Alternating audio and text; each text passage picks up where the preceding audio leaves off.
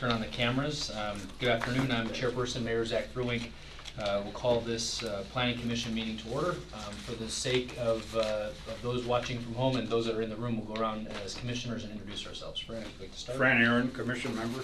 Shane Burkhart, Commission Member. Tim Burkhauser, Commission Member. Margaret Lockman. Shirley Cussman. Todd Perkey, Commission Member. Lee Talk, Commission Member. Joe Terry, Secretary. Adam Tagan, Community Development Director. We have two additional older persons in the room if they could introduce themselves as well. Tom Muriel Alderman. Joe Zerfel, Alderperson. All right, great, thank you. We've got a full commission in attendance. Thank you, commissioners, for being here. We'll move on to item number 1 on our agenda is the approval of the reports from the July 10th, 2017 Planning Commission meeting. Commissioners, what are your wishes regarding those reports? Or the reports?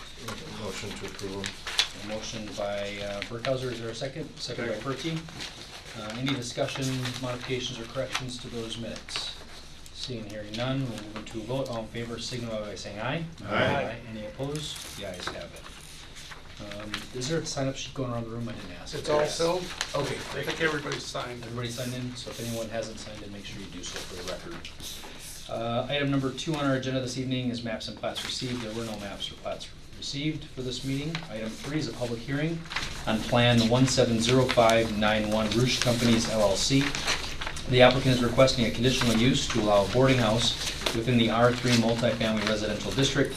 The subject property is located at 2511 Strawberry Lane. With that, I'll open the public hearing, and I'll offer for the first time anyone wishing to speak in favor of the request. Shane? Yeah, Shane Roosh with Roosh Companies. Yeah, I guess I'm in favor of course, that's why I brought it here, I guess, to the meeting tonight. Basically, it's I believe it was an old assisted living property there on Strawberry Lane. It's a 10-bed. It's set up for kind of what I'm trying to do. There's 10 bedrooms, 3 bathrooms, 1 kitchen, 1 living room, I guess, kind of a common area. So yeah, I'm looking to turn it into a boarding house, basically, renting out the 10 bedrooms. And I definitely foresee there's a big need out there in this community for things like this. So I guess I'm bringing it here to hopefully get the approval on it and move forward. So. Thank you, Shane. Anyone else wishing to speak in favor of the request? What kind of supervision is going to be on this? So we'll allow question and answer to happen after the public hearing is held. So and just for everyone's benefit, so that we've got a 2-part agenda on this item. So there'll be the public hearing, and then we'll close the public hearing after everyone who wishes to speak is allowed to do so.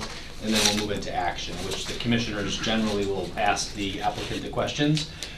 Since it is a commission meeting, if there are concerns that you want addressed, I'd suggest addressing them in your point where you speak, and then they can be responded to. Okay. Typically give the applicant a response. Thank you, sorry. For, that's fine. I'm glad you pointed clarification for everyone's benefit of how we typically run these, so I normally say that.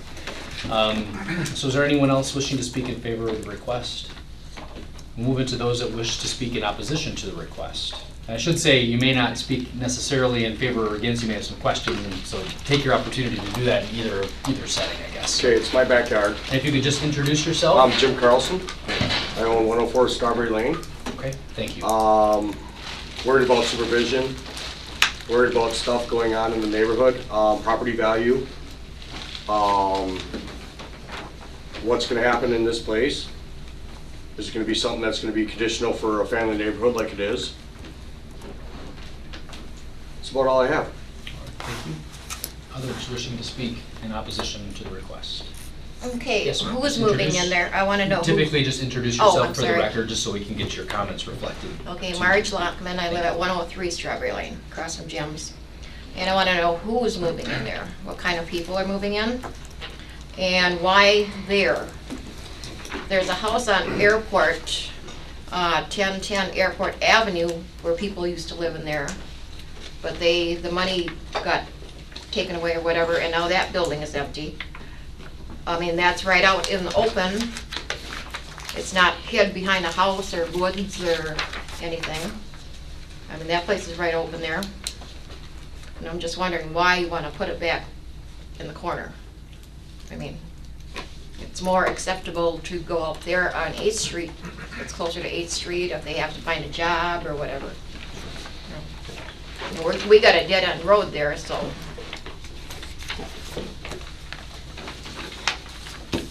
Other individuals, yes, sir. Ted Roble from Strawberry Lane Nursing.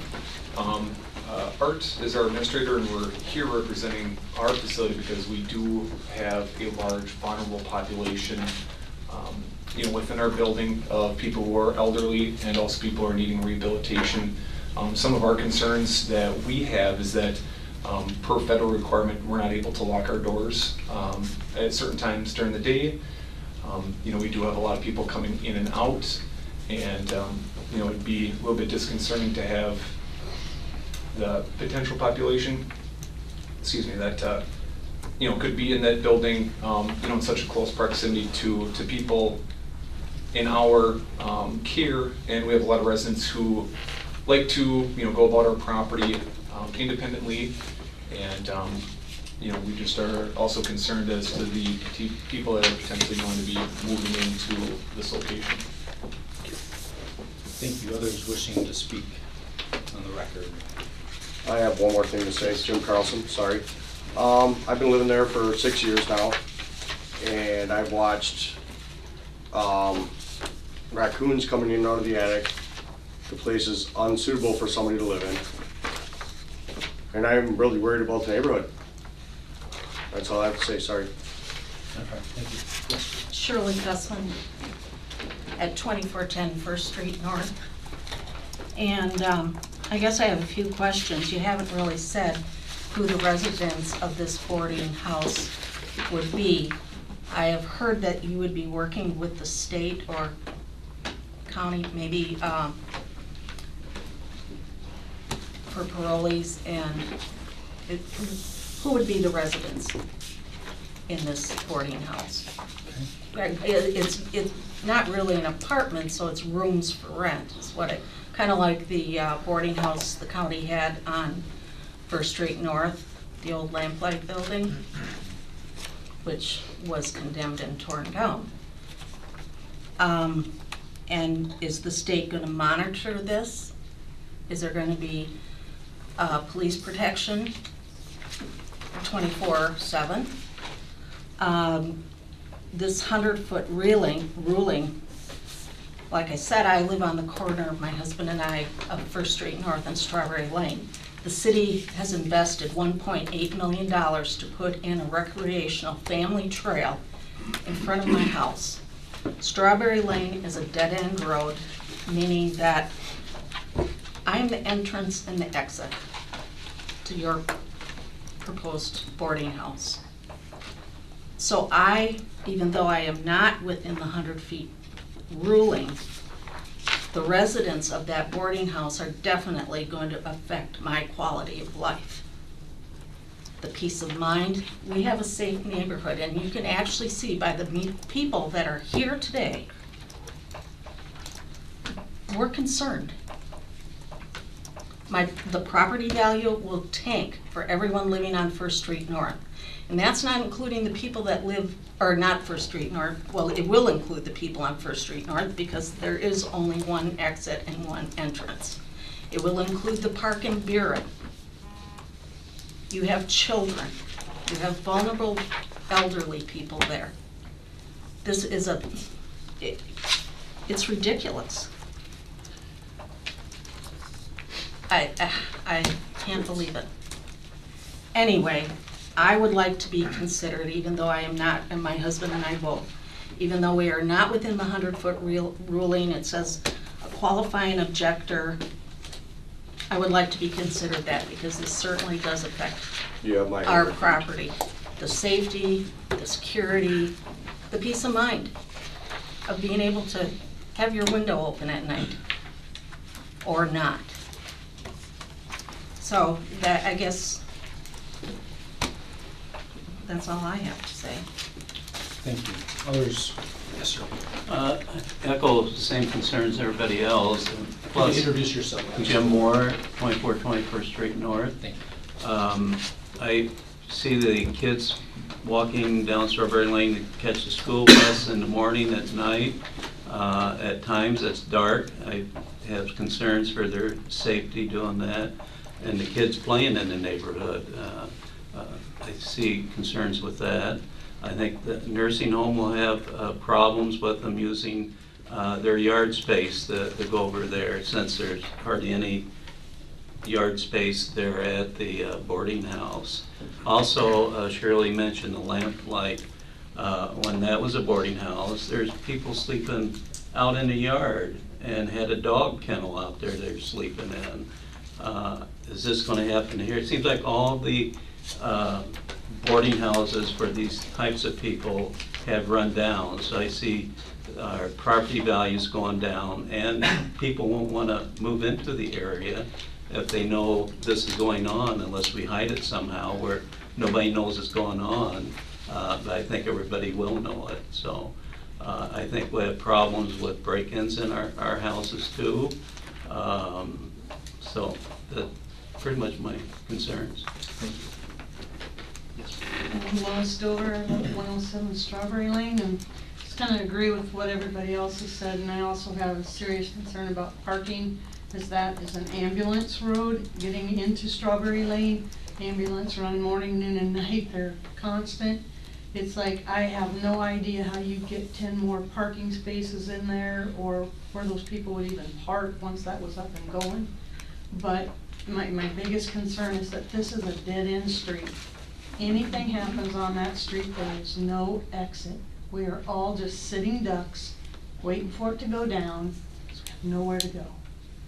And that is a huge concern when we've got the most vulnerable population right across the street from us. They're out there, they get their wheelchairs or their new legs or whatever, and they're out practicing in the parking lot. It's just not safe for them anymore to be doing that. And then we have all the little kids. Thank you. Others? Yes, sir. Art Schmitz, administrator of the facility that everybody's talking about here.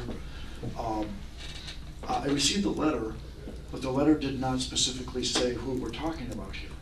I mean, that's what we're all talking about, is that we don't have any idea from what was sent out. What's the clientele? I mean, who are we talking about here? Talking about the possibility of parolees? For what? I mean, what are we talking about? I am charged by the state of Wisconsin to protect everybody that comes to my facility for care. I have to know that I can provide that, a safety and security. So, are we going to discuss like who is going to be considered for this boarding house, or because I haven't heard it and I haven't seen it. So, seeing no further requests to speak, I'll allow the applicant to follow up, and I will clarify before we give the applicant some time. The request that came before the city is for conditional use to permit this activity. So the purview of the commission sort of discussion, there certainly are concerns and questions that are valid, and I'm not going to tell you can't raise them, but in terms of the view that the commission has to consider of this, there's elements that are they're not eligible for us to act upon and to really sort of fall outside the jurisdiction of the commission's decision. So I just want to clarify that we don't have any ability in the code to exclude or include certain aspects. Now we do have conditions we can put on a request that comes from the city, which the staff report does identify 4 specific conditions that must be met for approval. But I just wanted to clarify that for everyone's benefit, that there is some quasi-judicial view that the commission has to look at this request through that lens. So, Shay, do you want to address, there was a number of concerns I identified through questions, but maybe clients is one. Yeah, I guess I'll just, as in like, there's a concern about property values and stuff, and I think when you look at the current state of the property, I would say it's been depreciating over time. So by no means do I think it's benefiting anybody right now in its current state. This is a property that if I take it over, substantial amounts of work will be done to the property to get it up to code if it's not in code already, to improve the value of it too. So I think from a short-term side, I think, over the course of a few months, I think there will be plenty of money stuck into the property to definitely make it more appealing and visible to the neighbors and so forth. So I think, from a property value standpoint, I definitely don't see anything decreasing. And then, to kind of tap off, like the clientele, the people that I'm gonna put in, that I would put in this building would be no different than what like Chad Bogart puts in his apartment building right in front of this. There's no, it's an apartment building, there's no stipulation on who he rents to. He could have, out of that 6-unit apartment building, he could have 6 people that are on parole, that have had convictions and this, that. You just wouldn't know it because he doesn't have to, he doesn't have to go through a conditional use permit or anything like that. So I think, if you looked at a 5-block radius, there's probably plenty of people that, have a criminal background or have something, you just don't quite know that they're there. But in regards to the people that would be going here, yes, I've been in talks with Wood County, and there'd be people that would be on parole, and that would be a wide range of things, I guess, on why they were in jail or why they're on parole. I mean, it could be drinking, it could be some drugs, it could be, maybe a criminal background or whatever. But so I think it's a wide variety. But it could be somebody who, just can't afford something and they're just looking to rent a bedroom too. So I mean, if that individual is comfortable living in a situation like that, then so it could be somebody who can just afford to rent a bedroom, and it could be somebody who is out on parole and needs a place to stay. Parking, I know parking is definitely there's an issue there, not only with this building, but also with Chad Bogart's building in front. There's a garage that butts up to the property. I would assume, or not assume, but I would guess a lot of the people that maybe would be renting this probably don't own a car, or, that they probably do more biking than anything, or, so I guess the parking is maybe an issue that would have to be addressed.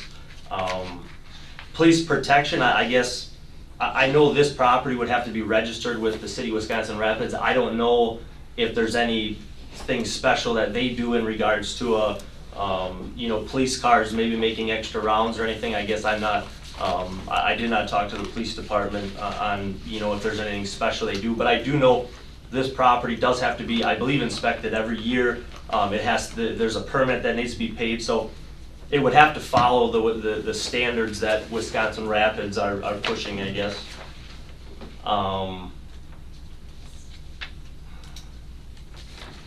Yeah, and I guess this is the first one. I do know there is 5 other boarding houses in this city of Wisconsin Rapids.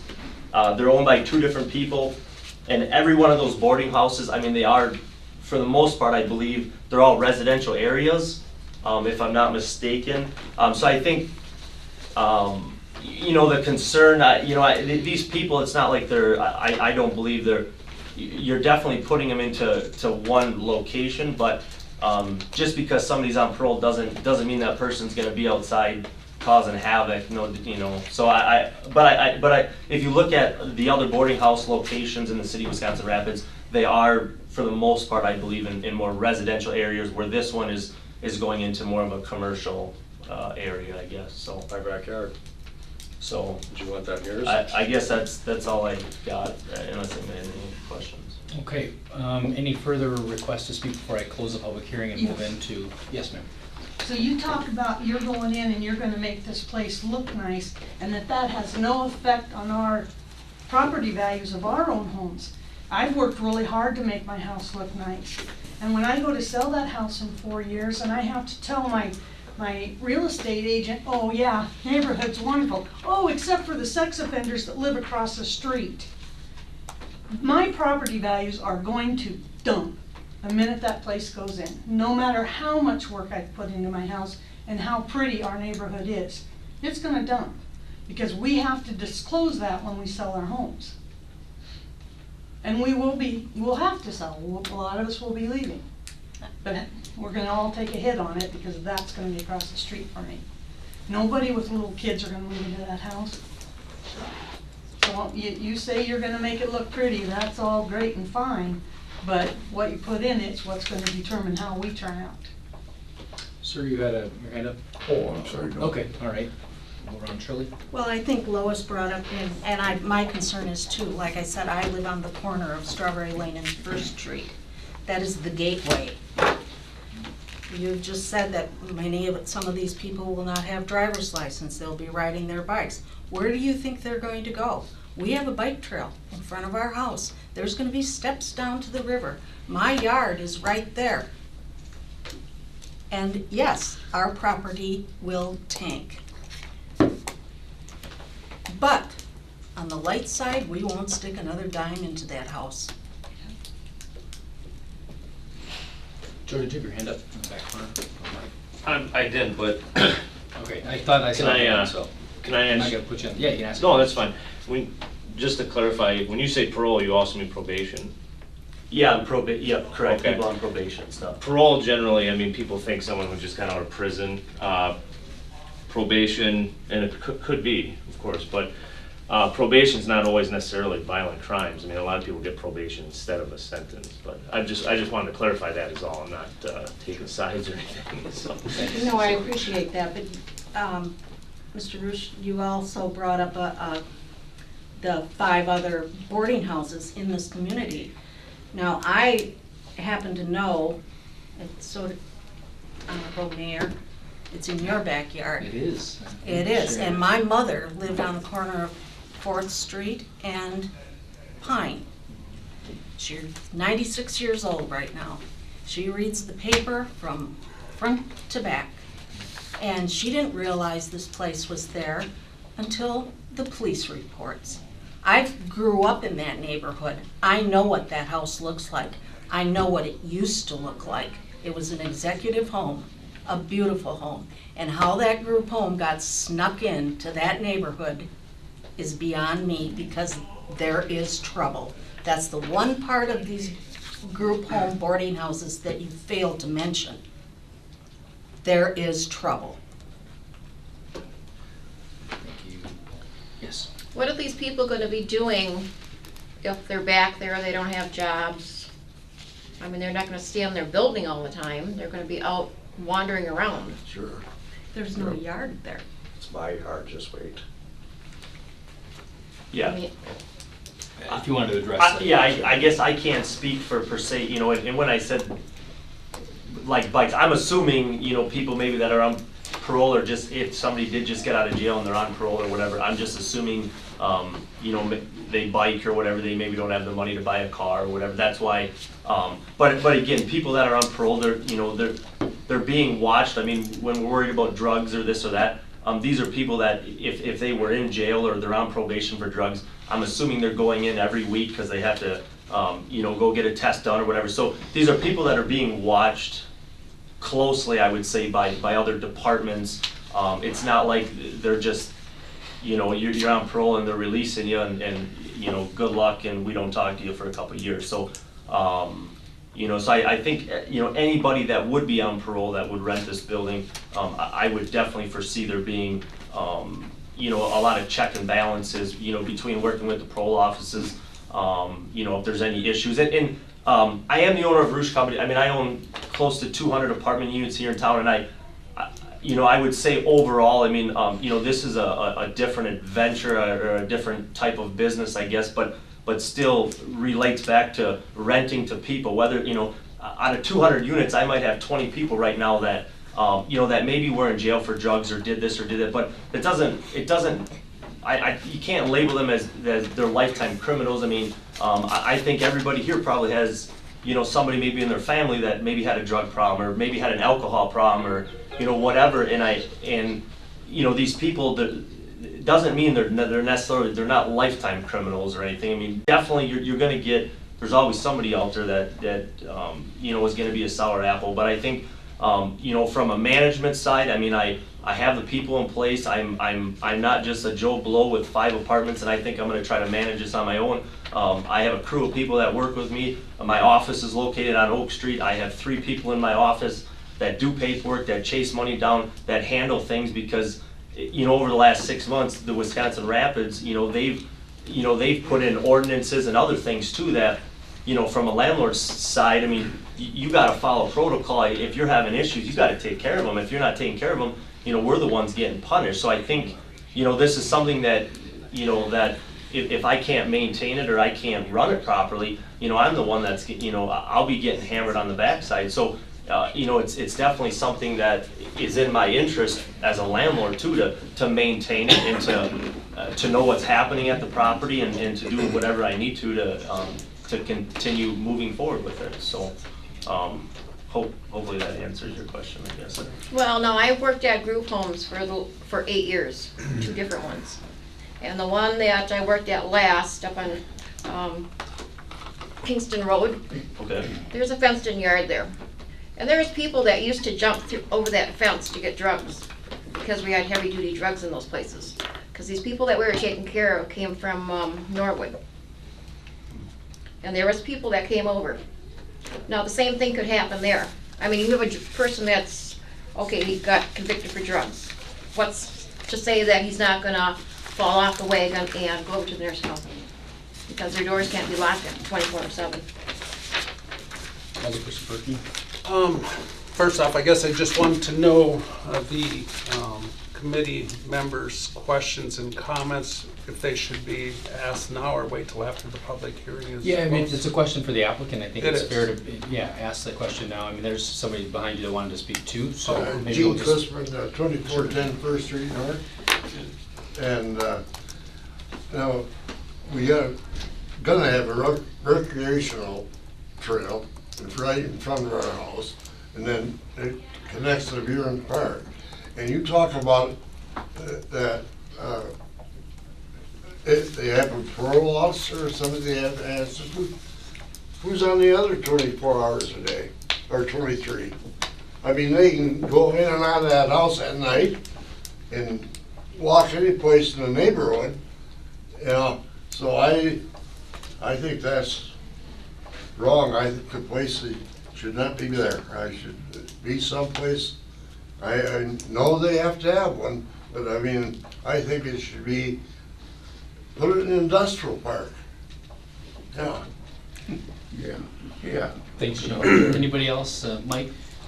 You know, I've been to a number of these over the last 35 years, these type of meetings, and while I respect and understand the fear of the neighbors to assume that the worst client is going to go in there, I think that's a fair reaction. On the other hand, first of all, I don't represent Mr. Roosh. I represent the property owner, and I will need some direction as to what we're going to do with this building if in fact you deny this. But I have to, I guess, admire Mr. Roosh's approach to putting, to renovating a place to put some homeless folks. And for us to sit here and say, well, we don't have a homeless problem in Wisconsin Rapids is very naive. Now, I guess my question would be, if the word parolee wouldn't have been in the application, would the fear still be there? And I guess the zoning is multifamily zoning. So like the Borkhart's property next door, you aren't going to get a single family to move in there. That's not one of your alternatives. The question is, can you, rather than manage the use through zoning, can you address your fears through city ordinance and get this building renovated, create a higher value on the tax rolls, and perhaps address some of our homeless issues that we have in the city? I personally don't know of a parolee that I can think of right now, but I can tell you we do frequently, especially as you head into the winter months, talk to folks that have nowhere to go. They need a place that they can rent inexpensively, and they don't exist. I mean, we have a housing problem in this community, and this is one end of it that I think this facility could address if properly managed. And I think the nice part here is that you're looking at a local owner who has to answer to that condition, and you have a police department to protect you if there should be ordinance violations. So I totally respect your concerns, but I think if a place like this isn't going to work for this type of thing, where is it going to be located? The industrial park is not a solution. That's again assuming that every one of these residents are going to be hardened criminals. A lot of these people just maybe fell off the wagon or had an incident where they got themselves in trouble. I had a tenant once that through an alcohol issue ended up in prison, and it was apparently an isolated event, but that kid still spent time in prison, came out with a record, no job, and hardly any money. Where's he gonna go? I mean, I think we have to recognize that there, of the, I don't know if Mr. Luce is planning 8 or 10 beds there or whatever, but my guess is that 80 or 90% of those people are gonna be people just like you and I know. So my question to the group is, if not this use, what multifamily use is gonna be acceptable? Because you do have oversight. I mean, if they are parolees, at least there's some oversight. If they just walk in off the street, they could be heading for a problem, and there's no way you would know it. So again, it's up to the committee to make that decision, but that's my input. Yes, sir. The only way that I found out about this meeting was the number of people in the neighborhood who approached me and said, have you heard? Because the letter went to our corporate office, which is not in my facility. I get what the fears are. I do. I don't own a house in the neighborhood, but I understand, because I am a home owner, how that would bear on what everybody in this room is talking about. You know, when it comes, yes, I think the word of parolee rings a lot of bells because it's ambiguous. The letter that I saw was ambiguous. Whenever you get questions, or you get the kind of thing that we're hearing here today, is because it's not clear. It's not clear who the folks that are going to live in that facility, if it is a facility, I mean, who are they? I mean, what are the parameters that we're talking about here? And from a facility administrator, I really have to know that. I mean, I have to know who is going to be over right across the street from my building. I have to know that. So that if in fact there are folks there that are parolees that I need to really, then what security measures do I have to put in place in my facility? Because that's the responsibility that I have to everybody that lives in my building and that comes for care. So I think a big problem that we're talking about here is that the letter was, in my mind, it was awful. Because when I actually saw it, yeah, if I had a house in the neighborhood, I would be real concerned. But I do have a facility and I have obligations through the State Department of Health regulatory. And I need to know what kind of folks are going to be over there if they are parolees. I need to know. Thanks, Art. Anyone else wishing to speak about a condition or a concern that hasn't been represented? Please. You know, we talk about parolees and kind of letting the cat out of the bag here, but being a parole officer for 20 years and you talk about supervision, and I know how thin we are spread and what our response time is. Our caseloads are off the hook. I don't know, I'm over here stomping out one fire and another fire's breaking out over here, and my time lag from fire to fire, and that's just the beast of the job. I can't be where every single parolee is and supervise them all like everybody thinks we should, because I'm just one person. I can't do that. I take the hottest fire, I put it out, and I move to the next one. So something going on at your house may not even hit my radar until 8 hours later when it's already exploded. And you talk about what to do with facilities. A few years ago, Wisconsin Rapids was in a strong need of a group home. We didn't put that in a residential area, we put it in a commercial area. It gives real good response time for law enforcement. Those kids have been there now for a couple of years, they're in and out, it's a good group home, and the neighborhood doesn't have to worry. It's in an excellent location and it's easy for us to get to. I think that should have been taken into consideration instead of tucking it back in the woods with a one exit entry and exit to that place. It's just not a good location. It's just not. Thank you. Anyone else wishing to speak for the purpose of public hearing? Todd will come back. Thanks. Yep.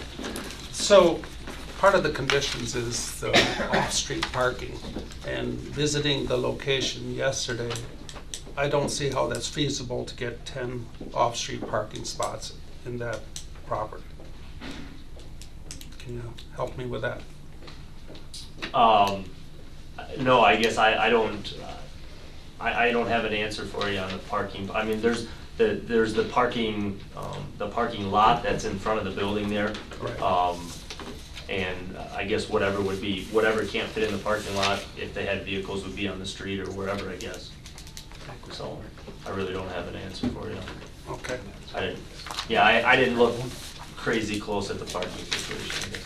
Okay, and then the property line pretty much runs right in front of the 4 or 5 or 6 garage stalls that Correct. are in the adjacent property. Correct, yeah. So even if that parking lot was utilized to put 10 cars in there, then you're blocking the stalls of the adjacent property, which I guess it was under a handshake agreement, easement type arrangements. So that was an issue that I wanted some clarification on. Also, I guess if it was in my neighborhood too, having a parolee on one side of me or the other is one thing. Having 12 or 10 next to me is something different. And that's just a statement, not anything else that we need to address. Will there be any supervision on site 24/7, or is it just going to be rooms?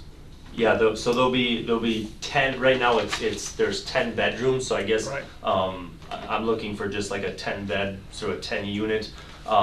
No, I won't have anybody there 24/7. No. I have my staff. I guess that if it's weekly checkups or whatever we do, like the common areas with my apartments and stuff, we do either weekly or bi-weekly cleanings and stuff like that of common areas. So that stuff will be addressed, I guess, from us. But in regards to, as a landlord, it's I'm there. It's about for me, it's the property and stuff and managing my building and managing issues and stuff. But it's not so much.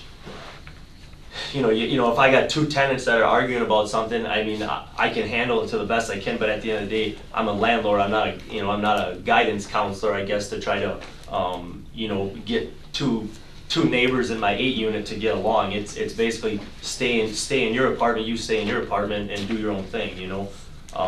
So I guess. But that won't happen here because we got common areas, right? Shared Correct. bathroom, shared kitchen.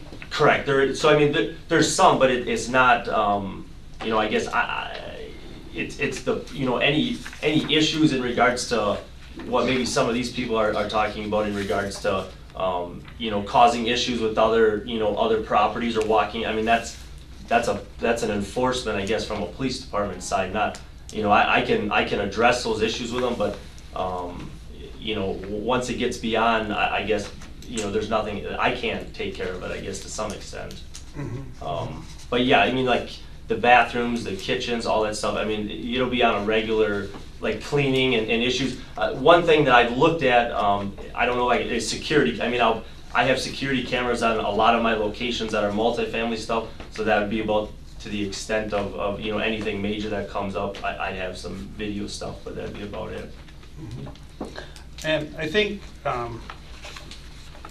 right now the zoning is multifamily. Looking at the property with the handicapped access and stuff like that, to me, maybe a zoning change would have to be taken care of, but to me, it would be a much better suited to a chiropractor or some type of a professional building rather than this. I admire you for your work ethic and the amount of things that you've accomplished in a much younger time than I've been on Earth. And I think your reputation is fantastic, and you have built many, many fine homes and family units in the city. I guess I would encourage you to continue down that path rather than getting involved with this.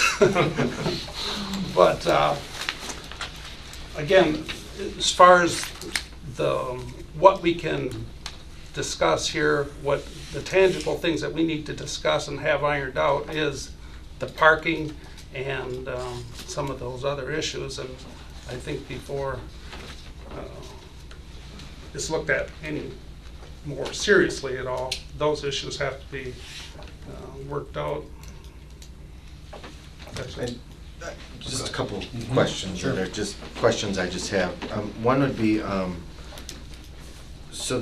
do you actually contract with the state then, or the county for these people to come in? Or are they writing their own lease with you? I would say they would all write their own lease with us, but in regards to getting paid, you know, I would say it's probably 50-50. A lot of them probably have paid. You know, I have a handful of tenants now that have a payee.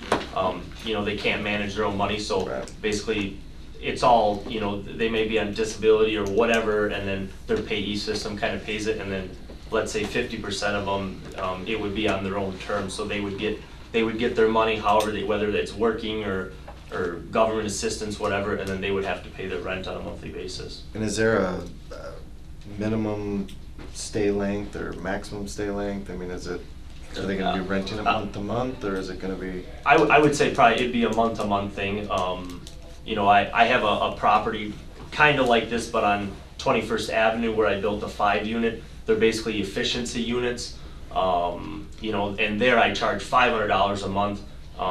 They kind of have their own bathroom, their own kitchen, and you know, those I started doing month to month, and then it just seemed like everybody I was getting was staying. Then I switched to a 6-month term. And I believe that's what we're doing now is 6 months at a crack. But I would think something like this would probably be a month to month. People just getting on their feet, and you know, whether it's they're looking for a job and they find something better, or they move or whatever. So it would be you know, more of a month to month, I would think. Fran? My concern is the safety, well-being, and the property values of our tax-paying residents in the city of Wisconsin Rapids, because there's no question about it. I believe that you have to disclose, don't you, if you were going about selling a building, that you have to disclose what any problems that may be. Is this true? You mean related to tenants or related to? You have to disclose it, that you got this in your neighborhood or something wrong with your house or whatever it is. The disclosure Mike would know probably better than any of us in here. What's the disclosure requirements for? And I'm not sure if it's even considered part conditions of of your property. And an adverse condition, if the police were there 3 times a week, yeah, then you'd have to disclose an adverse condition. However, you don't have to disclose that there's a rooming house across the road. That's not a required disclosure. I think, you know, there's a difference between one that's properly run and that's one that's mismanaged, and I think the fear is that it'll be mismanaged, and I guess I recognize that, but on the other hand, if it's properly managed, it would improve the neighborhood as to where it is now. And I think everybody would agree that that vacant building being vacant for 8 years now, the neighbors would know better than I would, but I mean, at some point we have to fill that building. And I'm not a neighbor, I'm not going to be as passionate about it as some of you are, but if this is a problem, I'd like to have some directive as to why it's a specific problem, not just no. So, just to continue with what I was saying, if you were to have a property and this lady's talking about it, maybe going to sell in 4 years or something, and somebody came along and you told them, yeah, it's going to be a group home, or it is a group home across the street, it probably would kind of discourage the sale, I would think. I don't think that there's any one of us here that would want this in our backyard, nor would any of us want to live in a place like this. In Mr. Rush's behalf, he built a lot of things, and everything they built is very nice. It's very attractive. I don't think that that's a good place for it. I agree with Todd. I think that that would make a good commercial building of sort. And I do think that something has to be done with it to bring it up to, it's apparently sitting there deteriorating now, and it should be brought up. But I really think that there's a better use for it than that. And I gotta share this concern with all these people here that this could be a major problem for them. Could be. And we don't know that for a fact, but it could be. And what are you gonna do if it is? You know, that's. Thanks, Brian. With that, I'm going to close the public hearing because I think we're now moving into some commission discussion. So with that, we'll move into item number 4, which is action on Plan 170591 Roosh Companies LLC, the conditional use to allow a boarding house within the R3 multifamily residential district. So with that, commissioners, I will open it up for further discussion and possible action. So I think one of the things that we have to remember as commissioners also, that we do have a quasi-judicial role here. We can't be too subjective as far as what if, and speculate on a lot of things. That said, I'm conflicted a bit because I think our role with conditional use permit, and Adam, you can help me out if I'm a little off base here, is that because it's a conditional use, it is allowed, but we have to establish what conditions that it makes it reasonable. And the challenge that I have, and I have a list of, listening to the comments from the folks here, I have a number of conditions that I'd like to kind of throw out for discussion, but in the end, one of the questions I have is, with the nursing home across the street and the vulnerable population that exists there, are there conditions that can make it suitable? That's something that I'm struggling with right now. Hearing some of the comments, I think that, some of the potential conditions, in addition to the ones that are mentioned in the staff report, might be some type of appropriate fencing, some appropriate security lighting, operating security cameras. One of the more recent developments by the City Council in the nuisance abatement or the nuisance rules are that property owners are responsible if there are multiple police calls. It becomes financially a real financial disincentive. Is it reasonable to expect that a condition could be a termination clause for a resident where the police have had to respond 2 times? That and again, I don't know as a landlord if what's permissible and what isn't, but to avoid problem tenants, there may be something that can be a condition that the city sets that ends up being a smart decision for the landlord anyway, because if the police department's responding regularly, it's going to far exceed the rent that tenant that's the problem, and at the same time without discriminating against people who were otherwise speculating. And then parking was the other issue, is to ensure that we don't have a need for on-street parking, and I believe that's covered in the staff's recommendations here. I don't know if with some of those things that I mentioned, if you can help with any clarification. Some of the things that I mentioned may not be practical or reasonable, or may not even solve the problem, perceived problem anyway. I thought I'd throw it out there for discussion. Adam, any clarification for Joe's questions or comments? Sure. If you don't mind, I'll kind of cover those, and there's a couple other items I wanted to just do some clarification on. So, as has been stated, this is a conditional use for a boarding house. And just to clarify for some of you what that means versus what would traditionally be a multifamily residence is basically the communal living facilities. So by ordinance, that is a different land use than if this was a 6-unit apartment building that would have a bedroom, bathroom, kitchen area to each individual person. So because of that communal living situation, and it isn't exempt under any other state laws, like some group homes are a CBRF, adult family home. Some of those have exemptions. They can locate in a residential area without any certain city review. because this is open to any type of tenant, it's not meeting a specialized client base, whether that's people with disabilities or whatever it may be. That's what triggers the conditional use review process here. So I just want to kind of clarify why this process is even happening. Number two, I guess I'll start with the parking one first. It is my recommendation anyway that one parking spot be provided for any rentable bedroom, basically, so that you have a minimum of one space per unit. If they're not able to provide that, again, only if the commission were to support that condition, then let's say only 7 can be fit on site, then the maximum number of rooms that could be rented at any one time would be 7.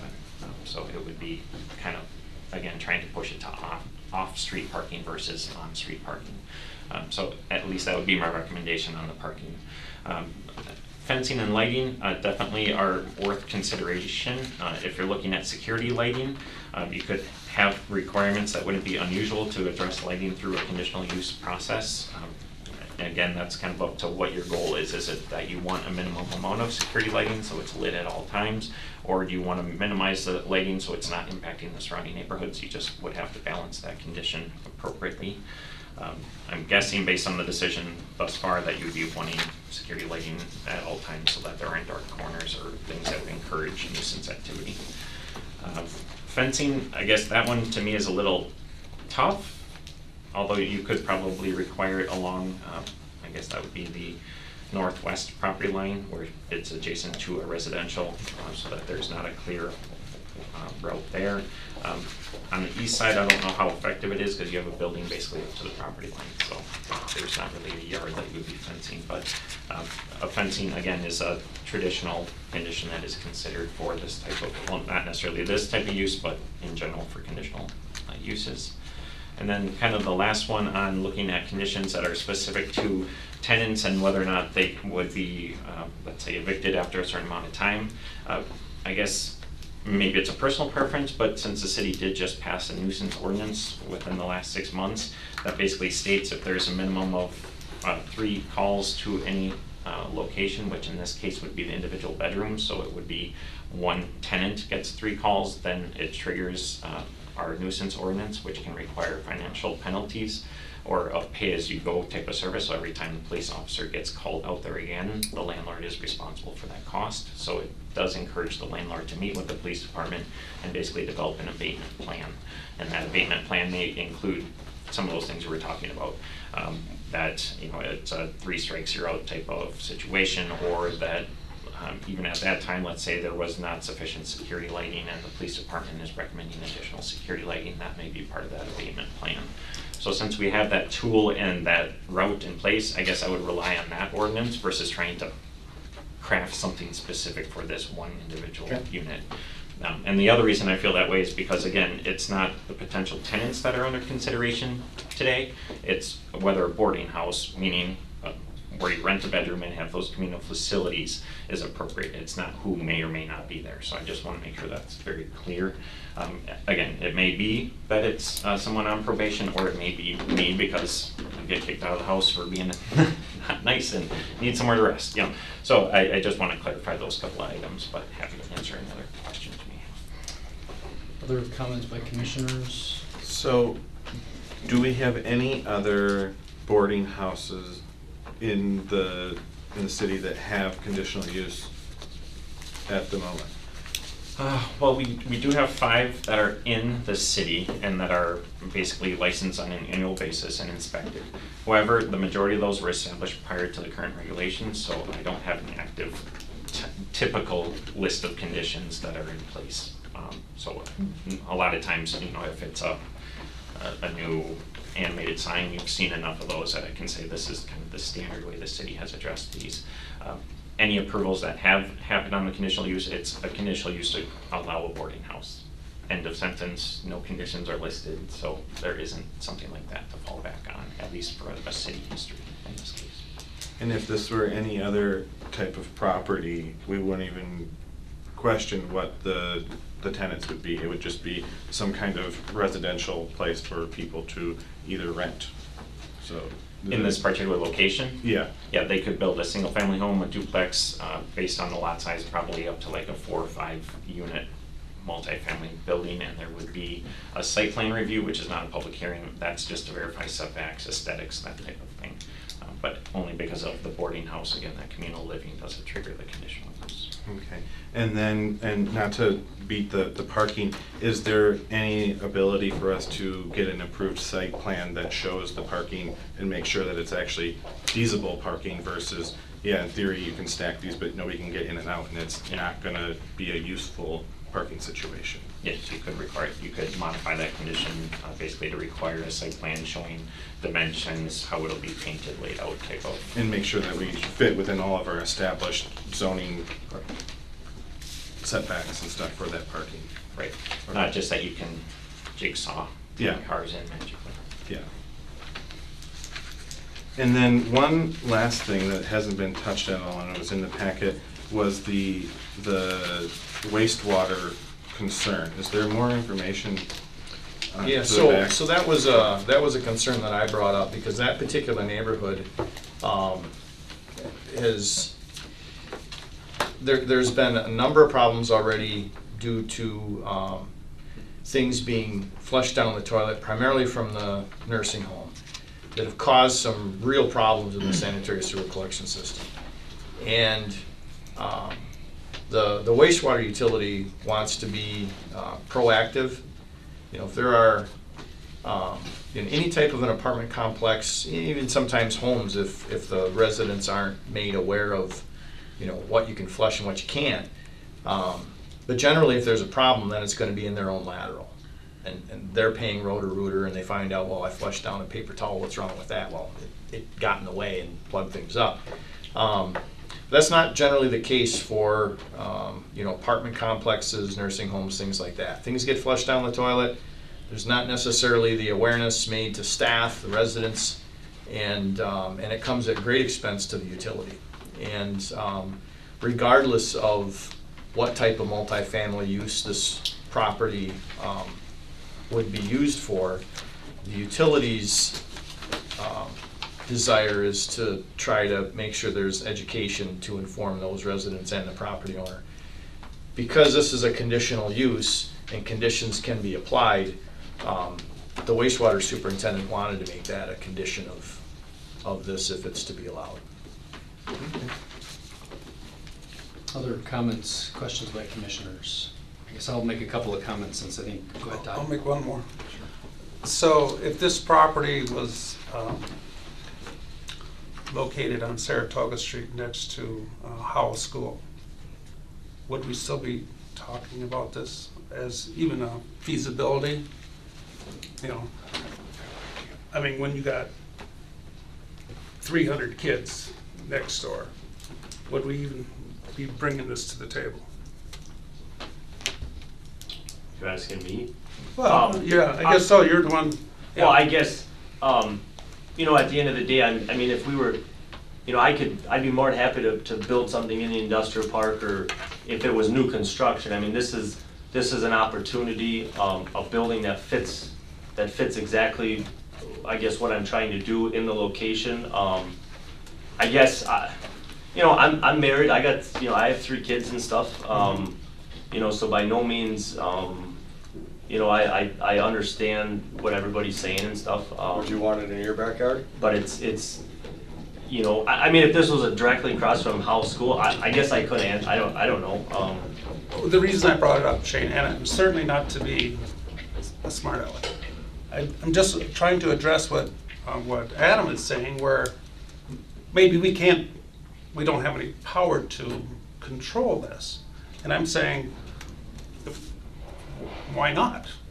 I mean, and I'm not saying you don't have the power to control it. I'm saying usually a conditional use is permitted subject to conditions that address the concerns of public health, safety, welfare. Again, the use itself is the use of the bedrooms with communal living area. It is, the request before you is not to specifically allow a certain type of clientele here. So the way I look at it is you can't deny it by the possibility who might live there. It's based on land use. And I'm not saying that the commission can't, I'm saying that's where my recommendation comes from. Okay. Yeah, and I guess all I would say is, if Lincoln High School, for an example, you have Lincoln High School, 16th Street, you have all them duplexes right there. Half them duplexes right now could have people on parole, could have drug problems, could have, there could be a sex offender, or whatever. There could be a million things in those apartments, but nobody knows because it's just an apartment. I mean, I have apartments over on West Grand on 23rd, and it's really close to, to West Junior High and stuff, and, there's no, I guess who's in any of those buildings, nobody knows, I guess. I'm not, so I guess that would be a thing with this property is there's a 6-unit right in front, and I mean, I guess I could call Chad up and find out who lives in his apartment, but there could be 2 out of 4 of those residents could maybe have a history and nobody knows about it right now. As the commission and us talking now, I'm gonna be devil's advocate for both sides. Shane, of course, is saying there could be these people in this apartment building, and we're saying who knows that could come in here. It's so, obviously, it's a lot of speculation on both sides that we're going through. I think as the committee, and I would like some steering on this, is, for what we need to make a decision on, are you telling us that if we would decide, yes, it's because of these conditions, and it could be a list of 20 of them. And if we say no, it's because of this reason or this reason. I mean, is that essentially where we're at? Yeah. Does that make sense? Yeah, again, it's no different than any other conditional use that you've had before you. Animated sign, if you felt it was going to be a health, safety, welfare issue that couldn't be addressed through conditions, you have the right to deny it. You can deny conditional uses. It's not a rubber stamp that it has to be approved subject to conditions. However, it should obviously be legally defensible, and I'm not your city attorney, nor do I play one on TV. It has to be for something that makes sense. It can't just be, I don't want to hear. That makes sense. Fred, I'll come to you in a second. I want to give everyone a chance for the first time around, and then we'll come back again if we can do that. Does anybody else have anything to leave? A couple of thoughts. Take what Mike had said earlier related to need. There absolutely is a need for housing in this community, in this spectrum of housing, and it really concerns me that we find ourselves in these discussions. I'll just say that every time a neighborhood is selected for development of this sort, we find ourselves in this difficult position to figure out what conditions can we live with it in. And as has been referenced, I not only have one group home that shares the full rear of my lot, out my back door, I have one out my front door. And so I live with 2 very separate groups of clientele that I kind of wish that I was at this juncture today to say, these are the conditions that I want that group home to live by in the neighborhood. I didn't get that opportunity, and I never will get that opportunity. Those group homes will be there in perpetuity unless something happens that revokes their ability to operate. And the one thing that I will share for the neighborhood's benefit, that regardless of what decisions made tonight, but going forward, there will be a use that's maybe offered again for that property that may not be quite the fit that we'd like to live within.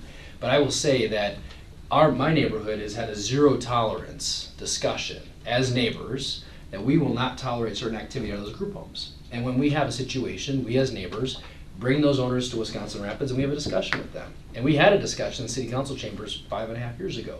And I'll tell you, that was the best empowering discussion for a neighborhood, because those tenants switch, probably, you worked in a group home, you worked in probation and parole, these people move fairly quickly. But I'm very concerned about the fact that we really struggle to cite these in our city. And it's not unique to our city, this happens in every community you can probably imagine. So I'm with Joe in the sense of what are the conditions that we can expect of the proposed developer here to allow this to coexist. I struggle with a couple of things. Density, I struggle with the 10 rooms number.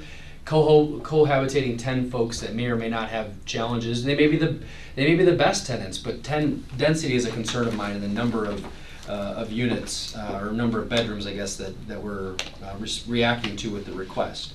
I'm glad the nuisance ordinance was brought up, because I think the city now is in a prime position to exercise this nuisance ordinance to almost offer nearly a zero tolerance, that if the behavior and activity gets out of whack, that we have the ability to revoke any conditional use that's provided.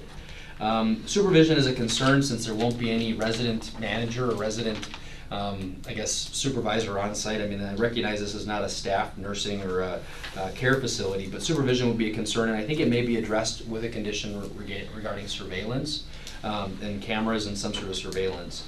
Parking is a concern. It's back to the density of 10 units, or 10 bedrooms. I've got the group home in the front is 4 bedrooms. They've got staff there, and the noisy muffler at shift change at 11 o'clock every night I got to live with every day. But again, there's got to be some ways for us to accommodate some of those concerns anyone might have through a condition related to parking and the quantity of residents in the home. At the end of the day, I want to see this property occupied. I want to see it back on in a functional fashion that you as neighbors can say, you know what, that's a well taken care of property. So part of me wants to think, and I asked Adam this prior to the meeting, it was related to a condition that has not an expiration, but a review period. That if we were able to really address the concerns as a commission and put forth enough conditions in there related to the approval, that the commission would get a review period, that if it's not working, we have to address them, or the condition maybe gets, or the conditional use gets revoked. So I'll just offer those couple of things for consideration. I'm not counting votes and trying to figure out where this is going to be, because I think we're all trying to grapple with if this can exist, what conditions might it be allowed, but yet at the same time protecting the neighbors and not creating a monster out of this. Again, I have 2 of them front and back of my property line, and I have to live with them. And fortunately, there's a problem. A lot of those folks I know are out of prison, and I get to know them. They know me. They know who I am. So I guess there's got to be a way for us to find a happy medium. I'm not saying exactly. I do commend the applicant for being very forward about who he planned to house in this home. That wasn't a requirement, and thank you for sharing that. I mean, now all the concerns, of course, and the worst case examples are out, but you didn't have to do that. And so I think as a community, we want to do what's best, and that's if there's a need, we want to respond to the need, but we don't want to create a problem, especially for those that are taxpayers and residents, permanent residents of the neighborhood. So I'd like to see if in fact there is the desire by the commission, if there's a motion to be made, that we maybe consider some sort of review period, the nuisance ordinance, and really zero tolerance, maybe address the number of units in the complex. Management is everything. I can't expect them financially to put up a resident manager there, but that can be addressed, I think, via the police calls and maybe number of residents that are allowed. So I don't know if any other commissioners sharing my thoughts, but that's what I would add to the discussion. Fran? I'm just wondering, was there any consideration at all given to another location? For example, that one that they talked about on Airport Avenue, that was a county thing, I believe, was it not? Yeah, but it was different. They just ran out of money for that. But any Yeah, but that consideration building like is that? sitting vacant. There's, No, this, I'm a real estate guy. I'm looking, seeing what's out for sale all the time and purchase stuff. This is a property that kind of came across the table that fit the use, so I guess that's. And I would add, Fran, to the question, it's permitted by right with subject conditions. So I think, understand. I just understand in that. terms of the role of us as But I also commissioners. share the views of these Definitely. property owners Yeah, there that I'm not saying you I don't, but. can't say I'd want it in my backyard. I can't see as I would. And My maybe kid's place, that's like 10 feet away from the door to enter your place. Is there gonna be something in place that will ensure their safety? So point of order, so Okay, sorry. the public hearing was closed and. I know, I just had to ask. We're gonna address, I know. if there's a condition that could be addressed there, we would address it now, I guess. So Just had to I ask, sorry. Just wanna put that out there, thank you. Joe? Mayor, I'd like to offer just a moment for some dialogue. You mentioned distance, since you're the closest neighbor. Yep. One of the conditions that I thought of, especially adjacent to a residential home like yourself, would be some type of security screening, fencing. Is there something that you have in mind that, while I can't imagine that you're gonna find any of it acceptable, right? I mean, I've heard your testimony, I've Yes. read your letter. Is there some type of screening or fencing that would make it tolerable, or something where you would have a better sense of security if we were to define something? Probably. Can you? I don't have an answer for that. Okay. I don't. Neither do you. It's right there, my kid swing set's right there. I mean, I understand he's trying to do something great. I get that. I guess what I'm asking, maybe a little more pointed, is if there were, let's say, a 6-foot privacy wooden fence that you couldn't see through, would that be of benefit? Or do you lose sight of the woods or things that you like if that were No, a that'd condition? be fine. Okay, I'm more concerned about their safety, property value. Yep. Stuff like that. okay.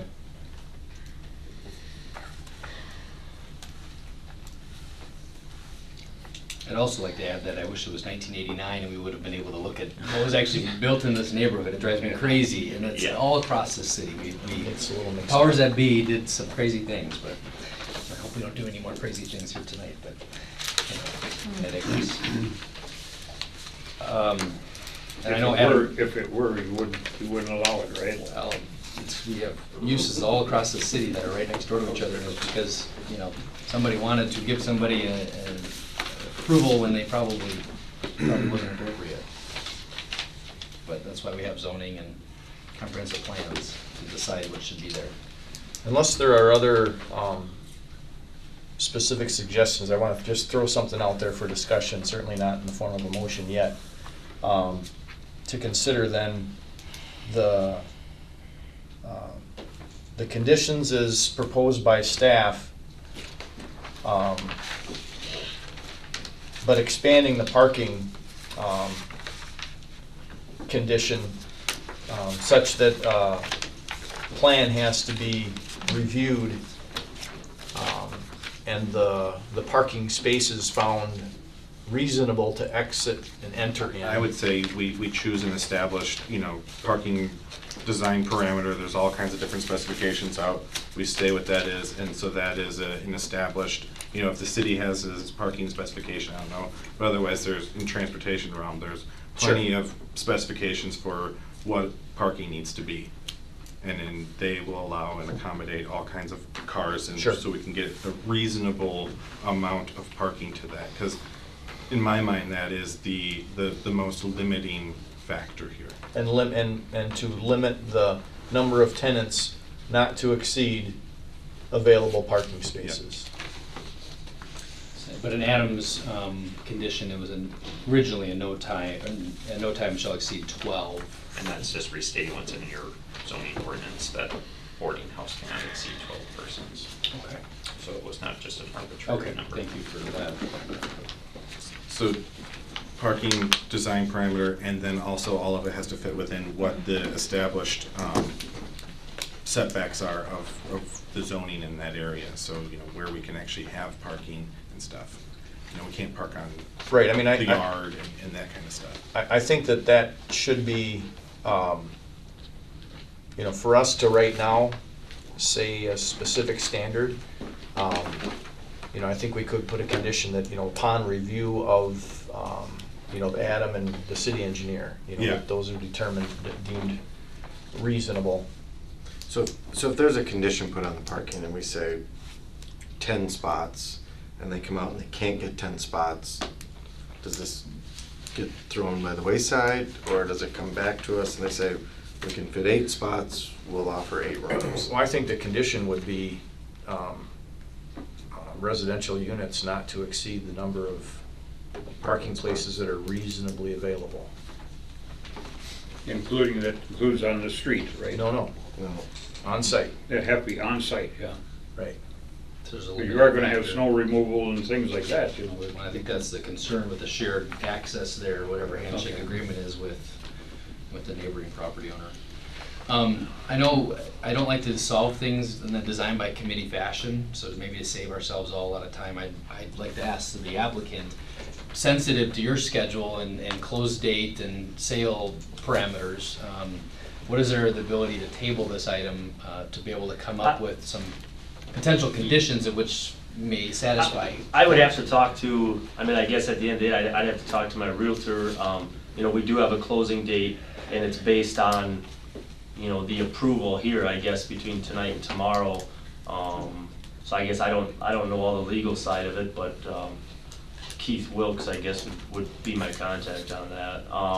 In regards to the parking and stuff, there's I guess from you know, and I hate to say it's about making money, but I think everybody that's in business, I mean, it's about revenue. You know, there's a big difference between, I guess, what's reasonable in parking if there's only gonna be 3 spots that are gonna be considered reasonable, or, you know, I mean, there's a fine line between I can make money or I can't make money doing it too, you know? So as long as the idea of reasonable parking, or, you know, the ability to, you know, maybe utilize, like, pour some more concrete if need be, to maybe add a couple of spots to, if what's existing only allows me 6, you know, is it doable to make some adjustments and take some of the yard or something to get at least as close to 10 as possible? And also the possibility of, you know, talking with Shad, I mean, the idea of if this going through, the idea of maybe buying that 6-unit apartment building to, you know, maybe, I believe right now that the current situation, the snow, I believe, is moved on, I believe, Chad's property. I believe the agreement, they moved the snow on his property, so if I would have to, you know, purchase the building next door to make it all accommodable or whatever. But in regards to doing this, the closing date is set for the end of the month, and it is based on the approval, I guess, tonight and tomorrow. So I mean, as of any more information on that, I really couldn't tell you. I'd have to work with Keith and. I mean, I think reasonable is that the cars can get in and out of their stall without having other cars move to do so. Okay. And whatever else fits in the zoning. I mean, to me, that would be reasonable. Would it have to be, that's gotta be that way. You know, I would view it no different than any other apartment building or, you know, commercial, you know, parking lot, that you have to be able to get in and out within reason.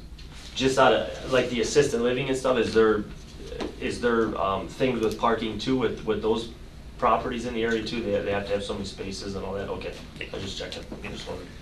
That's a different standard generally because Okay, yeah.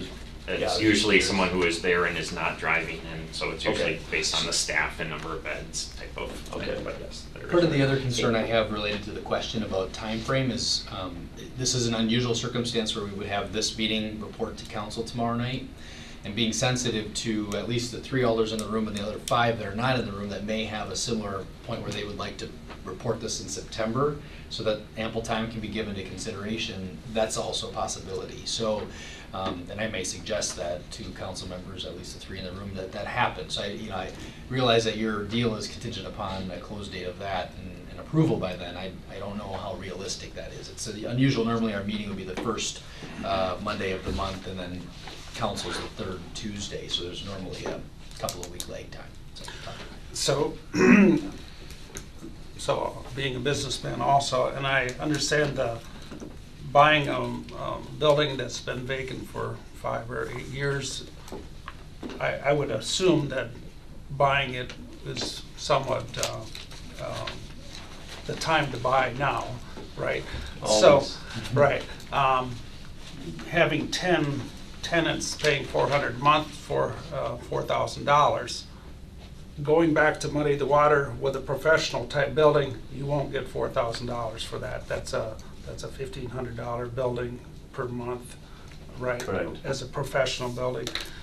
I really think you're going to struggle to find 10 spots to park there, especially if you're going to have to maintain garage entry and exit out of those other garage properties there. So don't know what the commissions, and we probably can't even discuss the zoning changes as far as doing something in that respect, but I would assume that would be looked at relatively with open arms. Go ahead. In regards to, like, you know, certain, let's say one person I rent to has 4 drunk drivings and can't get a license, and I rent to that person, would that person be considered as a non-vehicle driver to where the parking spot wouldn't necessarily, because it's a person that can't drive? Well, I would say it's gonna be based off the number of beds, right? Just from an enforcement perspective, unless you want to give me a call every time you have a new tenant coming in, we would normally just tie it to the number of beds. It's clean, simple, and easy. Easier. Yes. Sure, we'll go up table. Yeah. With all that's been said today, if we could wait that extra month, I mean, if it goes to the council tomorrow night, I don't know how the vote will be. Someone could guess, but that would give people, I think, to think over what all has been said, you know, without going over what all has been said, to digest it in our minds, and I think of the conditions that people have been talking about, and that could be looked at and given to us before the meeting in September, if that can be delayed until then. You know, parking spots and whatever, and but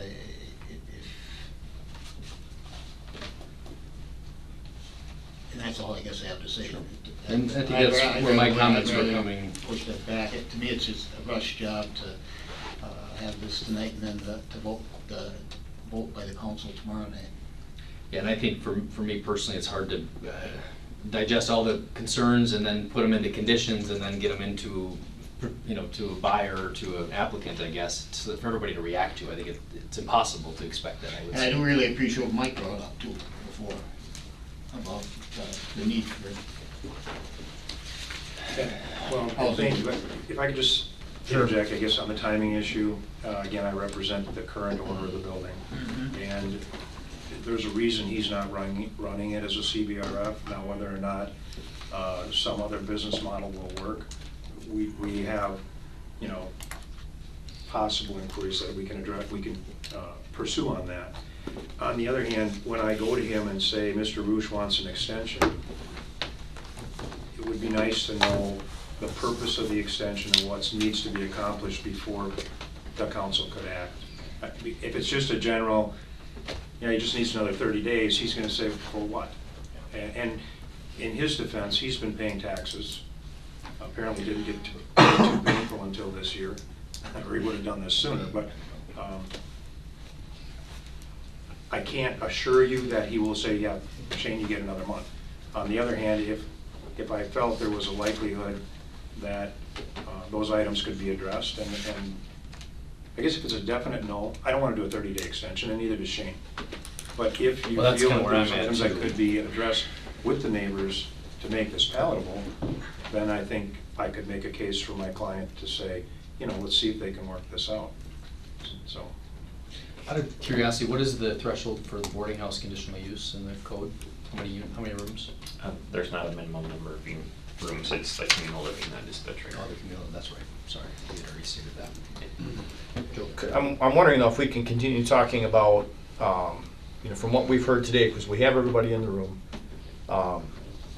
you know, if we can identify at least conditions at this point. Because my concern is if we simply waited 30 days, there wouldn't necessarily be work done during those 30 days. And then we'd potentially be back to hear the same concerns. I'd like to at least leave the meeting today with,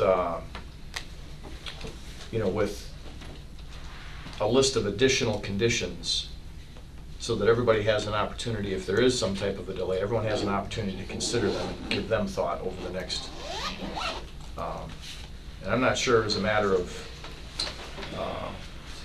procedure, you know, if that's something that we can do or not. I was more along the lines we direct staff with a certain number of directions.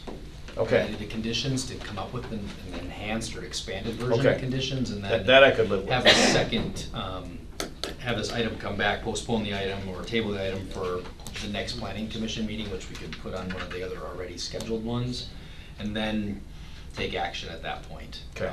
And that would give some time for Adam to work with potentially some of the neighbors with some very specific concerns to see what their receptivity to those conditions might be. I mean, I realize that some of these fear-based ones are probably impossible to completely overcome, right, without saying no, but I'm trying to figure out for everyone's benefit. My objective, seeing occupancy back in that long vacant building again, is one of my primary objectives, and if it's coming to a consensus around number of beds in the building, I mean, around density, I guess, those are the types of things. To be able to come back with a condition that seems to, or with a list of conditions that are a bit more encompassing than just the 4 that are here. And it, you know, I'm not slamming Adam for the 4 he came up with, but merely there's a lot of conditions, a lot of concern, and I think, you know, it begs a second look at that. So I'm sensitive though too that we do all that work and then the commission decides against it. So I don't know at this point. You know, I guess one of the questions I would have, and I would just pose this and just to not saying my decision one way or the other. If we, who goes and looks at the property to say 8 spots will fit, or 10 spots will fit, or 6 spots will fit for the parking? Who's going to be in charge of that? Will that be city engineering? Yes.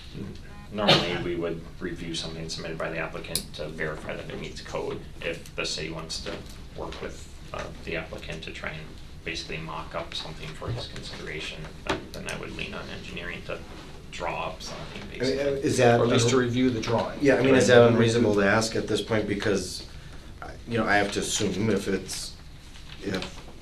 you can only fit 5 spots in there, he probably looks at it and says, doesn't make money, I don't want it. I mean, I'm just, again, speculating. Yeah. Well, that's why I think it's important to have that.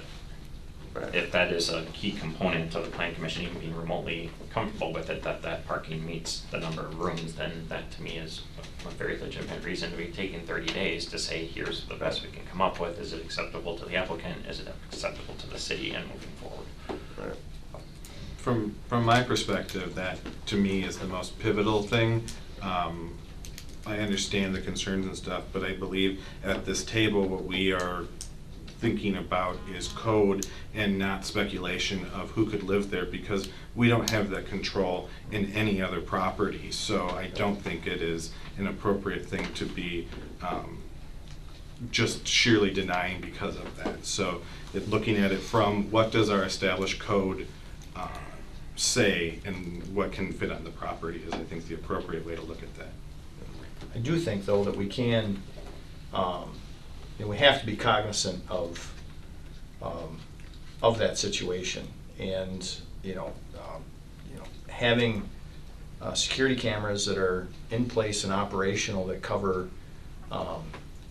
the property, right? Because the building occupies most of the property, so I mean that could potentially help deter poor behavior, if that is a concern, and not be an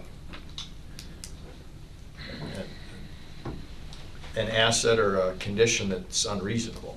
Especially as it relates to promoting strong management practice. I mean, if the property's has surveillance 24/7 and there's a tenant that's not abiding by their lease, there's greater leverage for that person, for the landlord not to be in a nuisance situation. And I think health, safety, and welfare can't be ignored there, and that might be a reasonable condition to consider.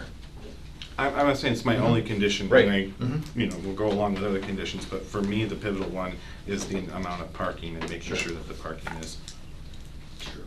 Lee, you've been silent. Is there any thoughts? I don't want to put you on the spot, Well, but do you have any the thoughts? thing is, we look at it from multiple view.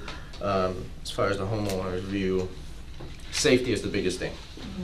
Safety is the biggest thing, and what we vote on, whether we vote for it or against it, we're not voting based on their views. We're voting based on whether we allow it or not, and it's not based upon who's gonna live there, and that's where I don't know. I'm split on my thinking. That's why I'm not. Did you have any specific thoughts to conditions or Well, concerns that have all been those kind of all thrown those around by conditions, people? if we were to implement all those conditions in there, it ultimately would still come down to the neighbors. I mean, with those conditions, are they feeling safe enough to live there? And if their answer is no, whether we voted for it or against it, if they move out, now what? All because of one housing unit causing the whole neighborhood to move out. Is it good or bad? Is that a possibility? Yes, but is that the chance we want to take? I don't know. Sure, okay. So Just that's, wasn't sure if that's, you had that's any why I specific- said, you know, with those conditions, for me, I would say it should be doable. But because we don't live there, we won't know that, we will never know that unless we live there. And so ultimately, you know, we can make our decision based on, you know, whether we allow that or not. But as far as who's gonna live there, we have no control over. And I don't know, I'm split on Sure. what to do. And I think the other condition that we explored a little bit and that where I advocated for was some sort of review period that, I know the expiration hasn't been something that's been a condition before. I don't know if any business owner would operate something with an expectation that there's gonna be an expiration to the conditional use. That really sets somebody up for probably a tough business arrangement. But I could see, you know, some 1-year review from the time it takes occupancy. That gives everyone the opportunity to say, is it working or is it not? If it's not working, you know, and there's also the due diligence by the owner to really make sure it works. I'm not gonna put that out there and expect a response from you right now, but I'm just trying to think, how do we bridge that sort of trust piece where people really feel confident that it's being managed right, it's being maintained, and there hasn't been any adverse concerns to health, safety, or welfare. Tom was grabbing my attention, I'll go back Yeah, over your point. in the safety and welfare, I think, to go back, the home that's across the parking lot there, the nursing home there, I think is you know, not to make light of the people that live there, because that is too, but the nursing home that has open doors and the people go outside, there's tables that they sit at out there and whatnot. This facility was built, and I just go by recent notes I'm getting here, because I couldn't remember for sure. Looks like probably as a, for Alzheimer's disease, maybe way back when it's built and that. So it probably had some security measures that were in there. Now, this is not going to have that, so, you know, as this started to go, and that's why, part of the reason then for me to say about a month to put this off is that, you know, we're looking at something that's totally different than maybe what this was, the original intent, what this went in it has. When there may have been, if there was a security at the building when it was put in, versus now what is being looked at, there will not be. So that's, you know, because that nursing home part of right across the driveway has as much concern to me, if not more, than the residents that live there too. Point well made. Commissioners. I guess one last thing is, I'm not an attorney, and just making sure that, like Sue could review and make sure that nothing we're doing is, you know, legal towards like discrimination or anything like that. So, you know, we can't just artificially put in things to discriminate against people. So just to make sure that happens. And I guess, you know, personally, definitely. I think personally, I'd like to know too, at what point is there a make or break from a business case? Because if we're gonna bring it back with a series of conditions, it may not be an option anymore for that proposed applicant anymore. So I guess, you know, I personally would like to know where that line is, and, you know, when's it worth or not worth anybody else's extra effort, especially to the seller's perspective too. You know, is there a go or a no-go opportunity with the sale? Yeah. There's a lot to miss. In effort to move this along and, you know, trying to be cognizant of your needs, and if it doesn't pass, it doesn't pass, I'd like to make a motion to send these items that we've discussed back to staff, to table this discussion, and to reconvene in 2 weeks to hold a special meeting. I think, or do we have a meeting in 2 weeks? We have I one think next ours week. is next week. That would be the 28th. Zoning? We have one in 3 weeks. Yeah, the next regularly scheduled one is September 11th. That's because of the Labor Day holiday. So it gets pushed back a month, so that would be... What does 2 weeks give us? 2 weeks would be the 28th currently, so that would mean, yeah, because you have your special one on the zoning ordinance next week on the 21st. Can we do it then? We could.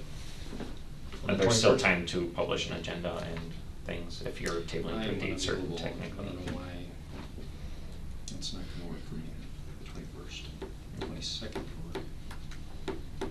We could still move that meeting. We have not published for that meeting. That was just a zoning one, right? Or 22nd? For the 22nd, if we wanted to do that. All right, I'd like to make a motion to refer these conditions to staff and to table the discussion until August 22nd at 4:00 PM, at which time the planning commission would reconvene. I'll second that motion. Motion by Joe Terry, second by Fran Aaron, to the effect of postponing this item, action on Plan 170591, conditional use, to the 22nd of August, with an expectation that the concerns and conditions be reviewed by staff for incorporation, I guess, into a revised staff recommendation. Any further discussion by commissioners? I guess we should maybe just do a quick check for quorum purposes if folks are available or unavailable before we go ahead and post the meeting notice and or find out we don't have a quorum of commissioners. I will be available. Available. Lee, are you available for the 22nd? I should be. Should be. As far as I know, I don't know for sure, but Okay. as far as I know, Yeah, I should be. Okay, great, just want to make sure. Any other comments, concerns by commissioners? So even when we go to the 22nd, we're just hashing through what were the conditions, but still isn't going to be official until it goes through council the Correct. following month. Unless a special meeting is called. Will we have an answer by the 22nd of what parking would fit there? I think you can. Probably. I mean, You'll have- I guess I just personally think if we don't have an answer on that, Can I guarantee I'm gonna get you something in a packet ahead of time for you to review versus handing it out at that meeting? Right. No, but I think by that meeting, we should be able to get something. also, we don't make the final decision here anyway, right? Right. It goes to council, and Goes the to council council, makes yeah. the final decision. Exactly. So as if Unless- people know that we don't. That's another good point. But this is the only public forum for this. This is the only public hearing, yep, so there will not be another public hearing, but certainly, we haven't taken any action, I guess we'll see where the action goes, and then I'll make my comments to the residents and the applicant. Any other comments, questions, concerns, commissioners? Seeing none, we have a motion on the floor, all in favor, signify by saying aye. Aye. Any opposed? The ayes have it. So with all that said, certainly if there's specific comments, questions, reach out to Adam, the staff contact person. I think individually as commissioners, we're also receptive to having discuss something as well. I'll be back. That's a good point. Thanks for your time. Appreciate it.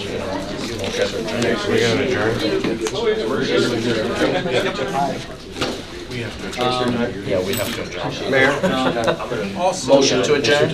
Motion to adjourn? Second. Second, all in favor? Aye. Stand adjourned. I would encourage you all to drive by the property. I went by there today. Nice bench.